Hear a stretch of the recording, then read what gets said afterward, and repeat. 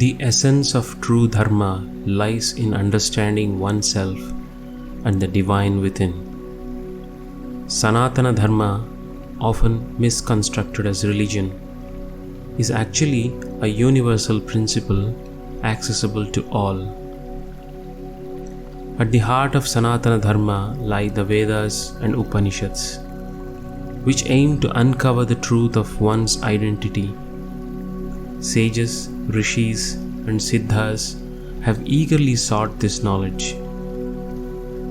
Bhakti, commonly perceived as devotion, is deemed essential for attaining self-realization.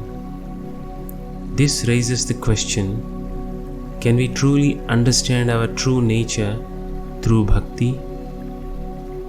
Adi Shankara's Viveka Chudamani says, Mokshakarana samagryam bhaktireva gariyasi swaswarupānusandhānam bhaktiritya vidhīyate.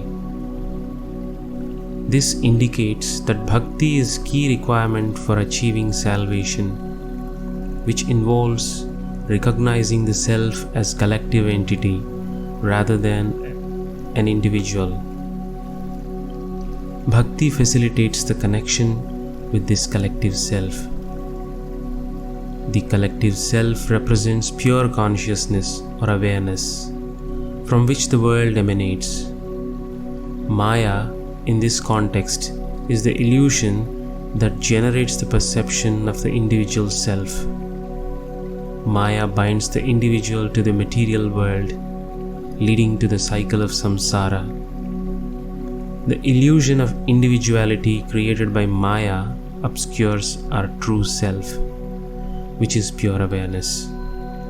One can become the true self when the mind dissolves into the pure awareness through the practice of bhakti.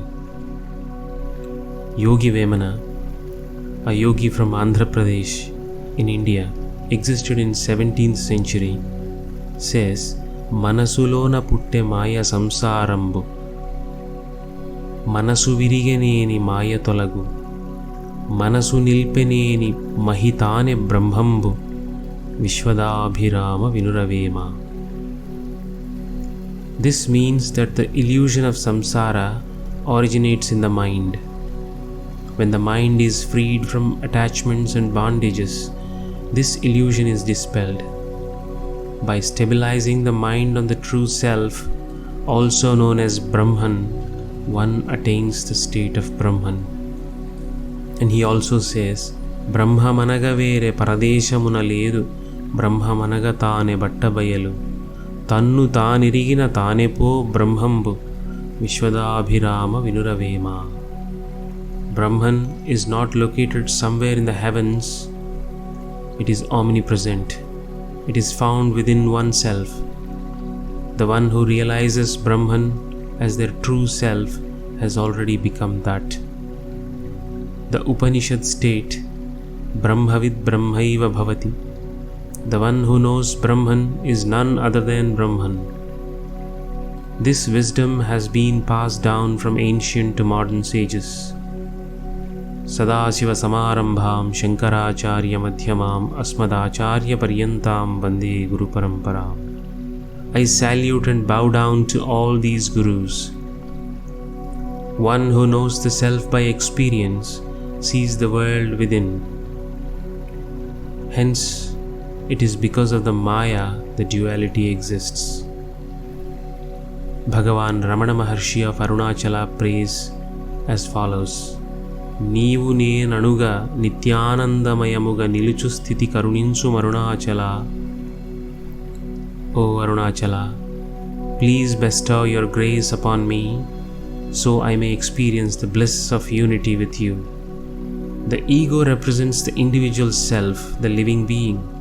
When the ego merges with the true self, there is nothing left to worship, as this state is called Ananya Bhakti or devotion without duality. Prahlada, the son of the demon king Hiranyakashyapa, attained Ananya Bhakti, unwavering devotion at a very young age. His guru was sage Narada.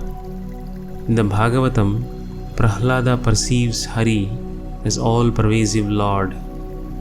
To prove Prahlada's unwavering faith, the Lord manifested in the fierce form of Narasimha, half lion and half human. Although he could have appeared out of the thin air, he emerged from a pillar to fulfill Prahlada's words and killed Hiranyakashipa. This story demonstrates the Lord's omnipresence and his boundless kindness towards his devotees. In Bhagavad Gita, the Lord says, Ananyas chintayanto mam ye janaha paryupasati tesham nityabhiyuktanam yogakshemam vahamyaham. The concept of kshemam here refers to being safe from the cycle of birth and death. Those who worship me meditate on their identity with me and are ever devoted to me. I take on the responsibility of guiding and protecting them on their path to attain me.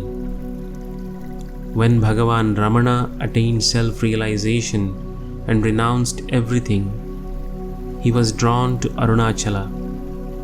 As a 15-year-old boy, he surrendered himself completely to the all-pervading Arunachala Shiva, who took care of him both physically and spiritually. Bhakti or devotion begins with loving God and performing actions for God's sake. Such actions then become yajna or sacred offerings. This is the dharma that is called Sanathana Dharma. Reaching God is the right of every living entity. Arunachala Shiva, Arunachala Shiva, Arunachala. Swasti.